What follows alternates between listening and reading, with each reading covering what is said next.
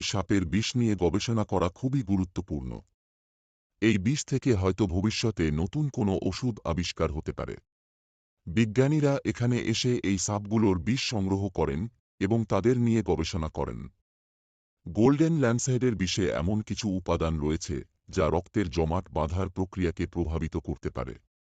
এর থেকে হয়তো একদিন হৃদরোগের চিকিৎসায় ব্যবহৃত ওষুধ তৈরি করা সম্ভব হবে। এ কারণেই এই সাপগুলো এত মূল্যবান এবং তাদের রক্ষণা করা এত গুরুত্বপূর্ণ।